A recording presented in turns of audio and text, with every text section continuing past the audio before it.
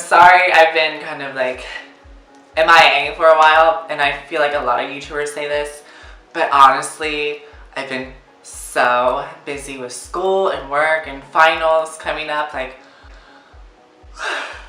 it's just been too much. This is my 2 years on hormone update video, which is crazy. I can't believe it. I can't believe I've been on estrogen and testosterone blockers for 2 years. It feels like it was just yesterday when I first started this whole process. First, I want to get into the physical changes because I know that's why a lot of people click on this video. The 2-year mark is, I feel like, where a lot is kind of like rounding out for me, because I know the first 6 months a lot changes, and then after that it's kind of like you don't really see much changing. Because I started hormones before my growth plates have closed, and your growth plates don't close until you're like 25. So with that being said, I've noticed my hip bones, I don't have a lot of hips, like hip fat, but my hips have like widened. And I know there's gonna be some commenters being like, your bones don't change, but girl, I measured my hips before and I measured my hips now, and they have grown 36 inches now, so I'm really happy about that. They used to be 34, they've grown like 2 inches, like literally. My skin, oh my god, like my skin, I could just tell like it has this like luminosity, it has this like glow about it.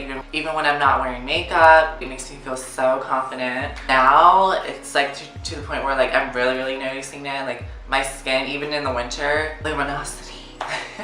Like facial hair, I know I had 12 treatments of laser hair removal, so I didn't have anything to begin with when I stopped getting laser, but I still had like, I guess you can say like a little like peach fuzz or whatever. That has since like subsided. I don't get that anymore, which is like awesome.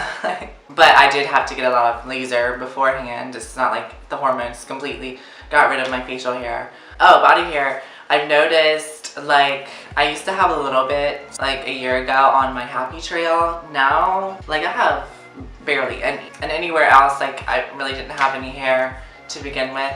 And everywhere else, I really didn't have a lot of hair. But after 6 months on hormones, like, all of that kind of went away. The only places I really have hair is like the normal places, like armpits, my coochie, you know. My coochie, you know. My head, you know, my eyebrows.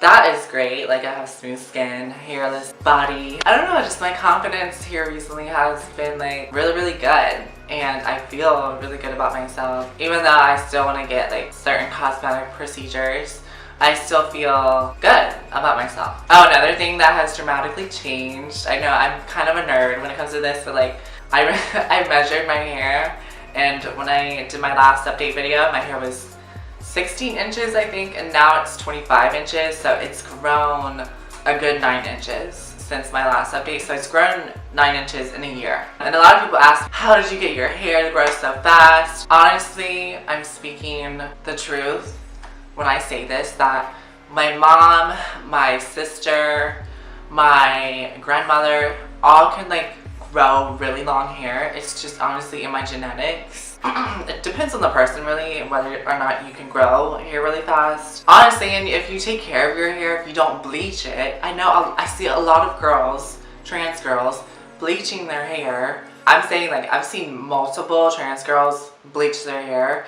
And I think the reason is because of Gigi, which Gigi has gorgeous hair, but like she has to wear extensions and all of that because she has bleached her hair. And if you want really long hair and healthy, don't bleach your hair. Like, that's the last thing you should do. Emotional changes. I know when I first started hormones, like my emotions were crazy, like to the point where I just like, I couldn't handle it.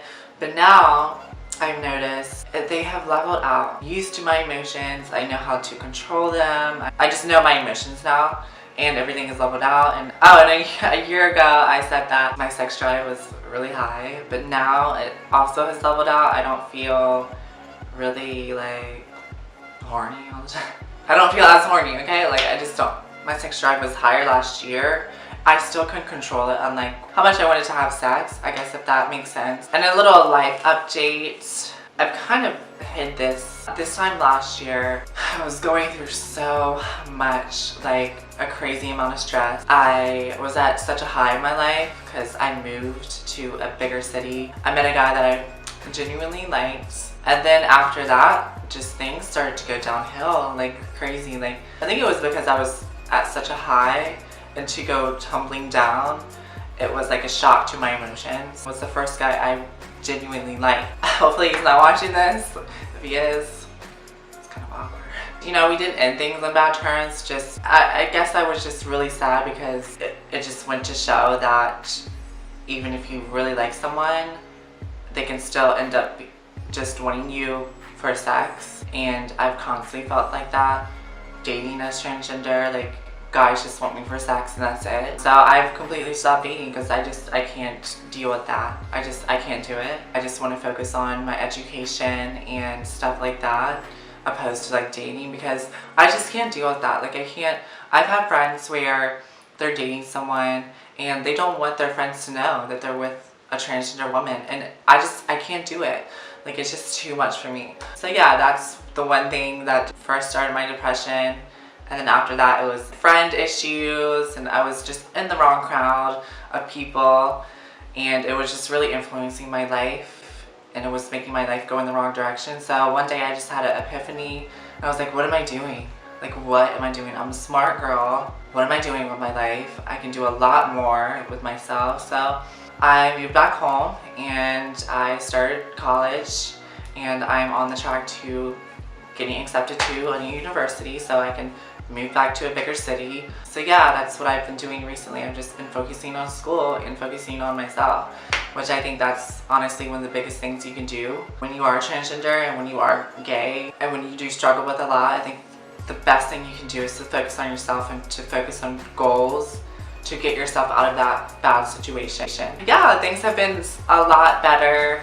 I am through my depression. Things aren't perfect, but I'm on the right track to making things the way they're supposed to be. So I genuinely am a lot happier with myself now that I've came out as transgender. Things just happen and things just come my way that I'm really, really grateful about. I was on a documentary. I was in the first national transgender pageant in the US. I'm working on projects now that I'm really, really grateful for. So you probably can't see.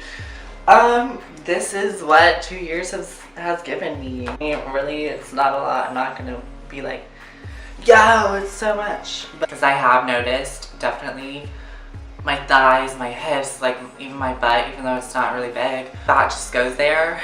Thank you so much for watching my videos and supporting me. It gets better, I promise. Bye.